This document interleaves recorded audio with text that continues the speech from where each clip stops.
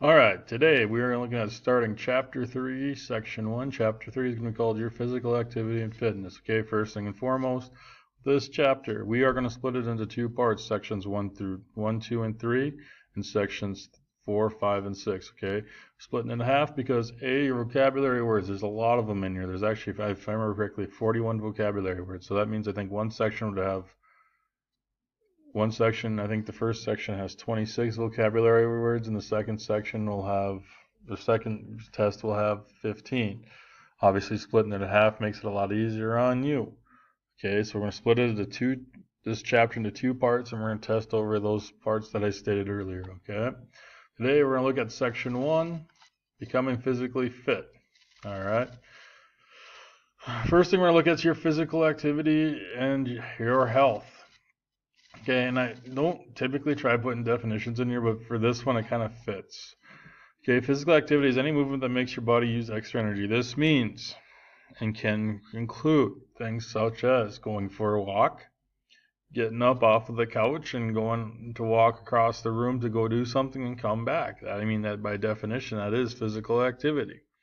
Anything that requires you to do something more than what you would normally do. Okay, there's a wide range of what extra energy can mean there. Somebody that goes to the gym and works out for 15 minutes, or somebody that goes to the gym and works out for 2 hours. As long as they're being physically active during those 15 minutes, they could probably get more out of it than the person that's at the gym for 2 hours and not doing a thing. If you understand what I mean. The extra energy part's the kind of the critical part there and what you're getting out of it. Fitness is being able to handle physical work and play each day without getting overly tired. So this means that if for one day you have to go help somebody move in out of a house and into a new house, doesn't mean that after you're done moving about 3 or 4 things you're tired and need to take a break. Okay. Now if you do it for 4 or 5 hours, you might need to take a break. That's normal for any person. That's the difference there. Exercise is planned physical activity done regularly to be able to maintain one's fitness, okay? Exercise means you actually intend on doing it, okay? Exercise shouldn't be I get up and go to the TV, turn the channel, and walk back. That's not planned physical activity, okay? Planned physical activity is actually meant to help improve or maintain one's lifestyle, all right? Benefits of physical activity, there's a number of them. People who work out regularly or have good fitness sleep better at night. That means when they actually lay their heads down, they go to sleep and they sleep a lot harder and longer than the person that is out of shape and does nothing or has bad eating habits. People that typically eat junk food do not sleep as well at night because they got extra sugar and things running through their body that it's trying to break down, which causes a person to have restless sleep. People who are physically active tend to think better. All right, this means that when you're actually sitting in school doing your work, it means that you can pay attention, focus on what you're doing. One typically, I mean, not that everyone doesn't have the ability to pay attention or think well. It just means that you're more alert. It's easier to pick up on information.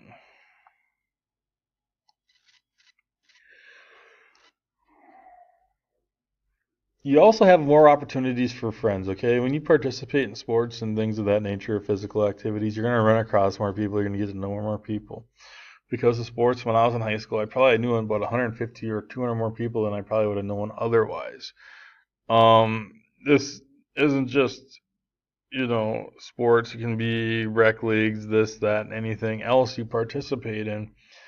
But usually, if it's physically based, you're going to have interaction both verbally with the people from other teams and things of that nature, so that you actually get to know them and become better friends and everything else. Typically, a person who is physically fit, or one of the benefits of it is that you're going to be more confident, all right? And confidence is a big thing at your age. People that typically do things on a regular basis are going to be more confident in whatever they do. They're going to feel better about themselves. They typically are going to, go back to the mental part of it even. They are typically going to be more confident in whatever they do as far as answers and in life. Mentally alert, like we said, you can sit in class, you don't have to worry about getting tired because you got a good night's sleep the night before. This is this is kind of like, it comes back to the whole sleep thing a little bit. If you're up tossing and turning all night, you typically don't show up to school next day all bright-eyed and bushy-tailed, right? You typically showed up kind of slouching and dragging and can't pay attention as easily.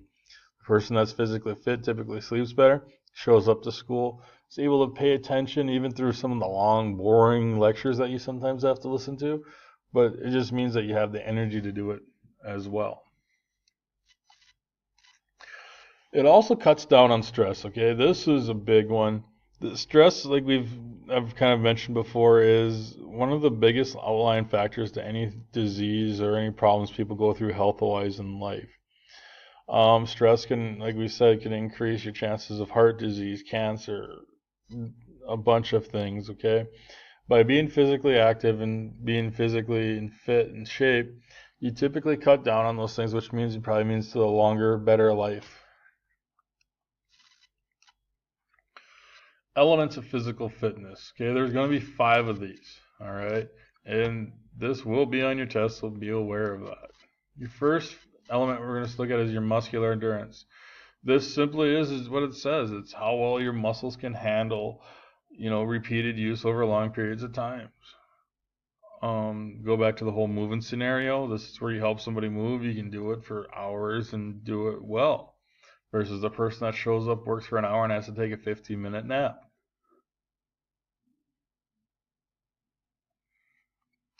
Which leads to the next endurance, which is cardiovascular endurance. This is basically the endurance of the lungs and heart. This is where a person that doesn't have very good endurance is, after a little bit of physical activity, is breathing really hard. They're like, oh, I can't breathe, things like that, where they struggle with it.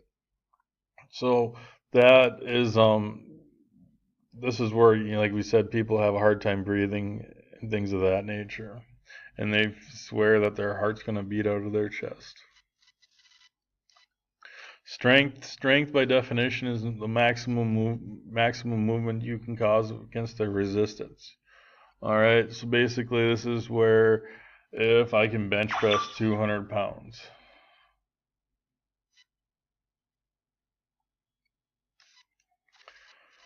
flexibility is the next thing. Okay, here's the funny thing. Strength and flexibility go hand in hand with each other. People that typically have good strength typically will have good flexibility.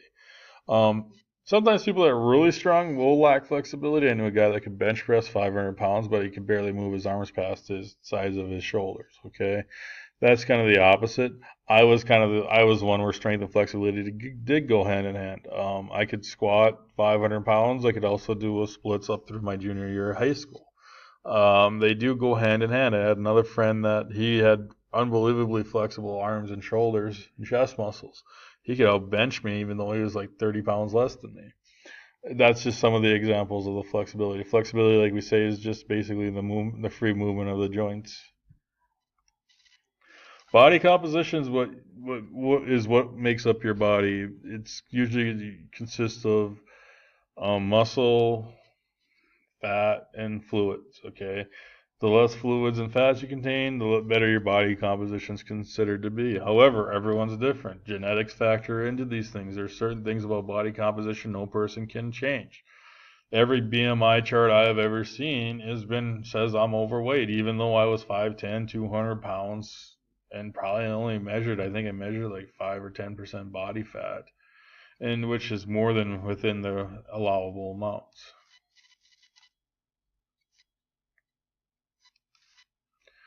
The effects of body composition on fitness. If you eat healthy, your composition level is better, okay? Like we said, talking about junk food, sugars, things of that, potato chips, bad fats. Those things are going to totally affect your composition.